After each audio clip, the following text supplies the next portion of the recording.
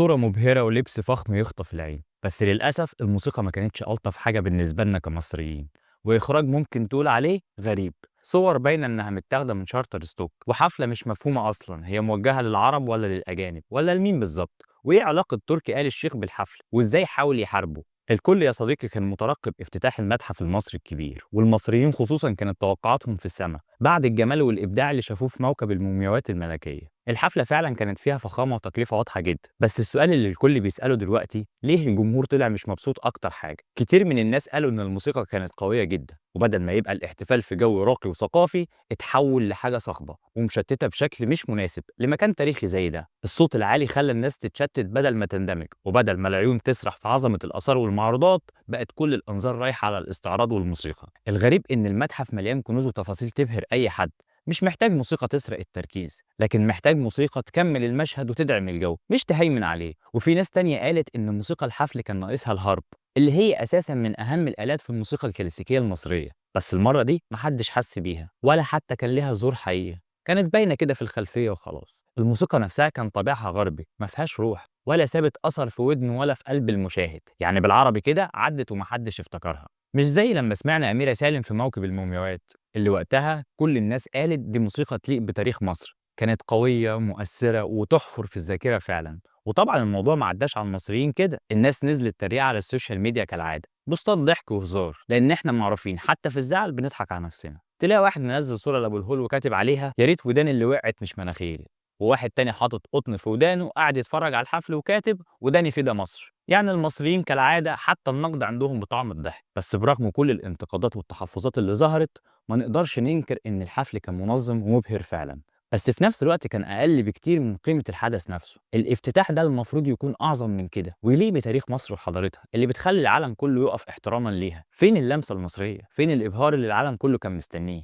كمان ناس كتير استغربت غياب شخصيات مصرية مهمة زي مثلا محمد صلاح وغيره من رموز البلد اللي وجودهم كان هيفرق جدا. أما عن الموسيقى فالمفاجأة بقى إن أوركسترا الحفل كانت حديث العالم كله، بس لازم نفهم إن في فرق كبير ما بين حفل في مساحة صغيرة زي المتحف وحفل في مكان مفتوح زي موكب المومياوات أو طريق الكباش. الموسيقى المرة دي ما كانتش موجهة للمصريين بس، لكن مصممة بطابع أوروبي كلاسيكي مخصص للأجانب، خصوصا اللي عندهم ذوق عالي في الموسيقى والأوبرا. يعني ببساطة الحفل معمول مصري بطعم أوروبي وبيكلم ناس تانية غير الجمهور المصري، وبالرغم إنه ما يتفوقش على موكب المومياوات ولا طريق الكباش لكن نقدر نقول إنه كان مكمل ليهم وبيوصل اللي ما اتقالش هناك. يعني بصراحة الناس اللي اشتغلت على الحفل دوت عاملين عظمة حرفيا، من ألحان وغنى واستعراضات كله معمول بدقة وما فيهوش أي غلطة. بس في نفس الوقت طبيعي إنه ما يعجبش ذوقنا المصري لأن ده مش النوع اللي إحنا متعودين عليه. إحنا بنحب اللمسة الشرقية، الإحساس والدفى اللي في موسيقتنا، إنما من ناحية التنفيذ والإبهار الافتتاح كان عالمي بمعنى الكلمة. وفي وسط كل الكلام ده ظهر اسم تركي آل الشيخ فجأة. الراجل أول ما شاف إن المتحف المصري الكبير متصدر الترند رقم واحد واثنين وثلاثة على تويتر وفيسبوك وإنستجرام قرر يعمل حملة ممولة لموسم الرياض علشان ياخد الصدارة من المتحف.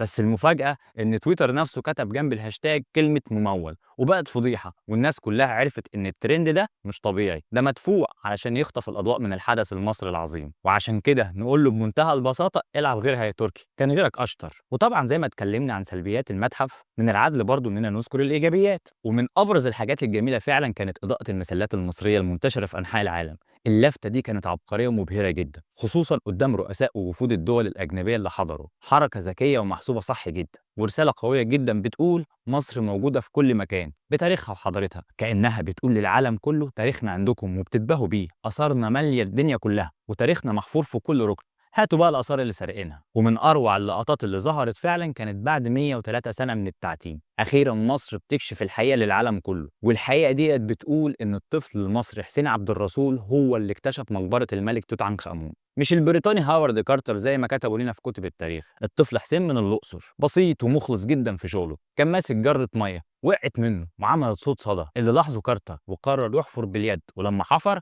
طلعت توقعاته صح. ورا الصوت ده كانت سلالم اشهر مقبره ملكيه في تاريخ الحضاره المصريه، وبعدها بلغ العالم الانجليزي بالاكتشاف. وكالعاده العالم الانجليزي اخذ اللقطه لنفسه، بس الحقيقه ان حسين هو السبب في ان العالم كله يعرف اعظم اكتشاف اثري في التاريخ. ولما كارتر حب يكافئه أهداه جعران أثري من المقبرة، والنهارده في احتفالية المتحف المصري الكبير اتقال اسمه بكل فخر. ودي مش مجرد تصحيح لمعلومة، ده رد اعتبار لتاريخ مصر الحقيقي. دي حضارتنا ومحدش ليه فضل علينا كل ده. الملوك، الرؤساء والأمراء من الدول الشقيقة والصديقة أخدوا هدية مميزة جدا، نموذج مصغر للمتحف ومعاه قطعة مكتوب عليها اسم كل دولة. باختصار، الحالة اللي ظهر عليها الارتباك عند الناس بعد الحفل كان بسبب المقارنة ما بين افتتاح المتحف الكبير وموكب نقل المومياوات الملكية. وفي حاجة أخيرة أنا عايز أقولها، موكب نقل المومياوات الملكية صعبها على أي حدث بعده يكون مرتبط بالهوية المصرية. افتتاح المتحف كان حفل في مكان ثابت، مجموعة ناس قاعدة مع موسيقى، عروض، إبهار، واستخدام كبير للتكنولوجيا والعنصر البشري. والحفلات دي اتعملت كتير حوالين العالم، زي افتتاح الأولمبياد، كأس العالم، أو بطولات القارات، كلها افتتاحات مبهرة.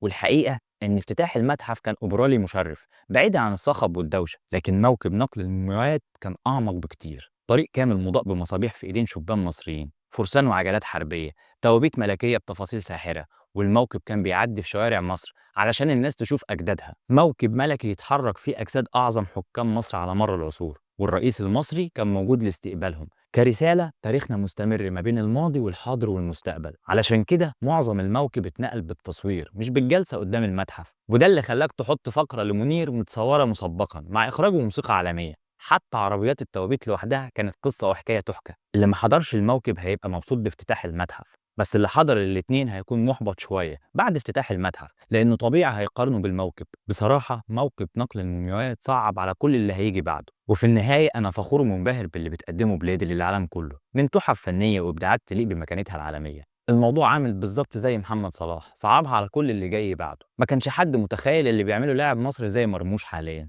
لكن بالنسبة للمصريين شايفين إنه مش كفاية، لأن غصب عنه هيقارنوا بصلاح وصلاح هيتفوق. موكب نقل المومياوات في نظري كان أعظم حدث تنظيميا خلال التاريخ الحديث كله، وده هيظلم كل حدث مصري هيجي بعده مهما كان عالمي.